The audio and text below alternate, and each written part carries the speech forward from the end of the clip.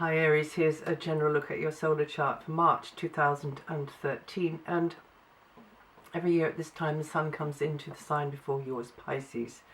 So this is a sort of a transition month because the Sun and also many other planets are pulling your attention inwards, highlighting an area which is going on behind the scenes, backstage, or within you. So more going on within you until they start moving into your sign. And the first one that moves into your sign is Mars, your ruling planet. So that means that from that moment onwards things will get a bit more upbeat. It could mean that there's a lot more need for you to be decisive, or you just feel decisive really. You feel ready for something, more ready for something than you would have done maybe with Mars in the background area.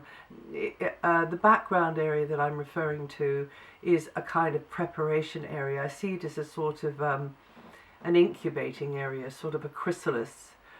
So until the 20th, the Sun is in that area, so is Venus, so is Mercury, and a long-term transit of Neptune. Actually, Mercury staying in there, but the Sun and Venus are coming out on the 20th and 22nd respectively. So until the 20th, the Sun is in this area where it's lighting up things that are going on behind the scenes in your private life. And perhaps something is on the drawing board that needs your ongoing TLC, your attention. Maybe you're being there more as a support for others than usual. Maybe they are being there more as a support for you than usual. This is a house of higher service. This is a karmic house.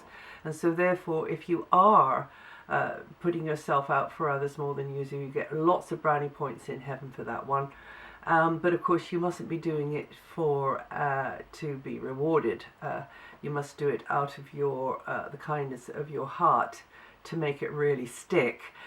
So anyway, the current position of the Sun is activating that area of your solar chart, which is about higher service, but it's also about triggering your imagination. So it can be a very artistic time for some people, or a very sort of a time for musing and reflecting and sort of taking one step back from life. In fact, this is a very, very good way to use this particular transit of the Sun, and it just so happens this year there's quite a lot of other emphasis on that area as well.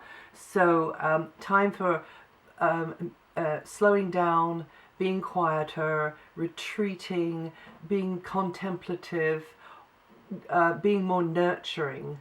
And it could be that you need to give a little bit more care to others at this time, but you must be very firm about keeping the space for yourself. Mercury has been working from deeper levels since about the second week of February, and will continue to do so until mid-April. So your mind and your conversations could be around the bigger issues in life, or you're being more thoughtful about things. You could be feeling a little bit more emotional. You could be at times a little bit more prone to having your buttons pushed, but also another way it can work is that you're more aware of subtle energies, and in fact your intuition, your gut knowing is reacting very well at this time, is working very well. And you just feel you should be feeling quite safe inside of this private little bubble. Whatever's going on within the little bubble, it could be quite busy at times because Mars is there until the 12th, and then it kind of slows down in that background area when Mars moves out of there. But listening to your inner guidance and touching base with your higher self and aligning more with that in whatever way you know, whether it's through music, walking, being near water, meditation, whatever you can, being in nature, whatever you can. And that brings a sense of being more together within yourself, because this is a house of unity that Mercury's in at the moment, along with the Sun, Venus, Mars and Neptune. So you've got a lot of planets in there. Venus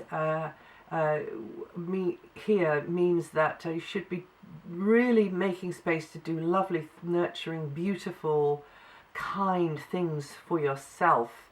But also those sorts of things could be on offer more around you as well. your support systems, either in the incarnate world or the discarnate world, are very strongly there for you, and those invisible hands are holding you very strongly from the background. And you can, really connect with Venus and all the other energies in there at the moment. You could be feeling more willing and wanting to cooperate with others who are giving service, who are helping, healing. Also, this is a very artistic area, as I said before, so those of you children of the Ram that are artistic, you should be benefiting from Venus being in this area here. But as I said at the very beginning, I see this as a kind of a cocoon. It's a kind of a preparation area. The launch or the performance isn't going to be happening until these energies shift across into your own sign, which they will be doing. The Sun is moving out of there on the 20th, and then it's a very powerful time for you because you've got the Sun in your sign. It's a great time for looking back and doing a massive stock taking of the past year, and also very much you being clearer about getting on with things for yourself at that time. And Venus moves into there on the 22nd, which means that you get this sort of sprinkle of kind of fairy dust really around you, because the planet of beauty and also love, and the planet of balance and harmony, you're sort of immersed in that energy for a while. So take some of it and channel it through you, and you can be very persuasive, very come across as very appealing to others for whatever your reason is, and you can feel better in your skin. And of course I should have mentioned Mars first, because Mars is the first one to come out into your sign, and from there on in you feel more decisive. It's time to go for it. It's time to bite the bullet and do the thing, whatever the preparation time was about, or maybe it was about something else. But also with Mars in your sign, it could be that increasingly there's more hustle and bustle and activity around you, and a need for you to be assertive, a need for you to make decisions, and whether you're in the mood or not, whether you feel like it or not. And in the beginning time, from the 12th onwards, you might not feel so much in the mood, because actually most of the emphasis is going to be in that resting area, that background area, where it's about nurturing and also about getting more sleep. Or putting your feet up a little bit more, or just taking time to stop and sort of gaze at the stars, or smell the flowers, or just wonder as you're looking into the fire about things. So you're listening to the beat inwardly, but increasingly from the 12th, the beat outwardly will be taking your attention more, but that won't really kick in, I don't think, until from the 20th onwards. So basically this month there's one eye looking out and there's another eye looking in. Now, just a quick mention, on the 23rd, 24th, there's a bit of a surprising, unexpected energy around there. Don't do anything sudden or hasty there, or just steady as you go there, because there is the vibration of surprise and impatience around in the air. So steady as you go there. And also 29, 30, 31st, there's a couple of aspects with Sun, Venus, so something in a relationship might change. There might be a shift. You might be, it could touch your feelings in some way or another, or there could be a little bit of a tug of war on something as things are getting orientated again. Now, every month most months I mention the slower moving out of planets, and I'll do so this month, and also mention which parts of your sign they will be affecting the most.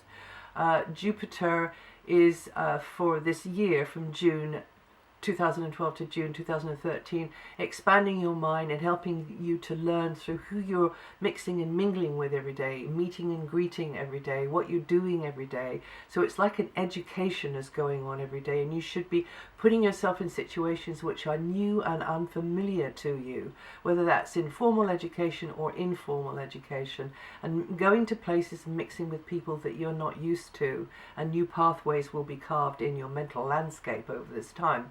And you Arians born between the 27th of March and the 2nd of April, or with 7 to 13 degrees rising, you're going to feel this energy the most this month.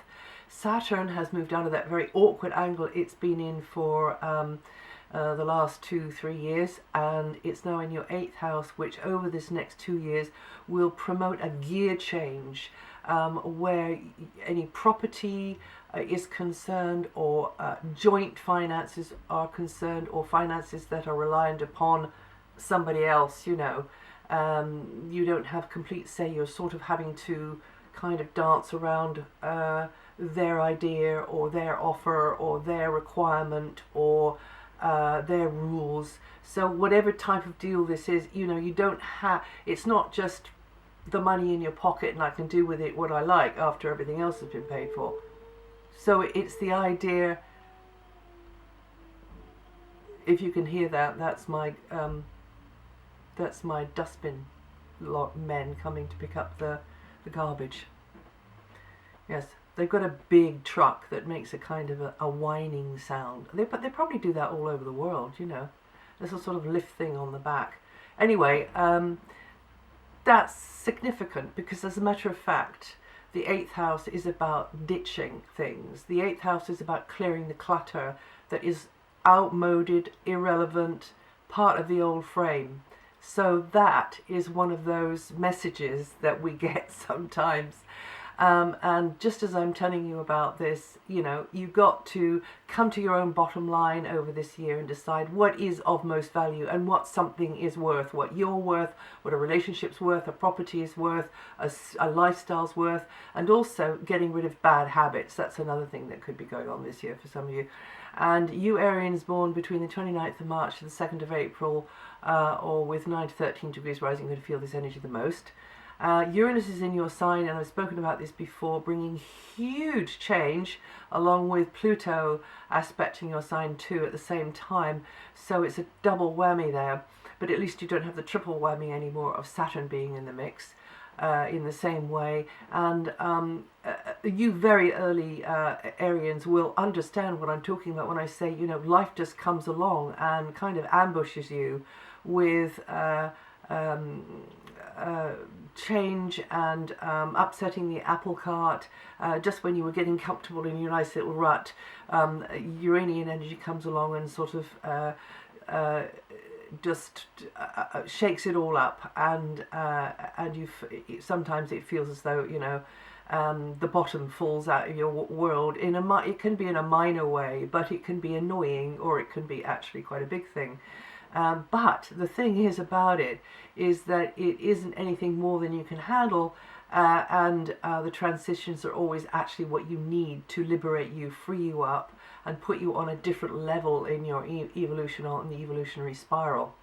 So progress is likely to come in short, unexpected hops across the board of life at times. And you Arians born 26th to 30th of March, or with 6 to 10 degrees rising, are going to feel this energy the most. Neptune is working subtly in the sign before yours, meaning that you do often get pulled into situations where you just got to be more selfless and supportive and tender and sensitive and compassionate, but also imaginative, also spiritual, meditative, doing healing or spiritual practices more. And you Arians born between the 21st and the 24th of March, or with 3 to 4 degrees rising, you're going to feel it the most this month.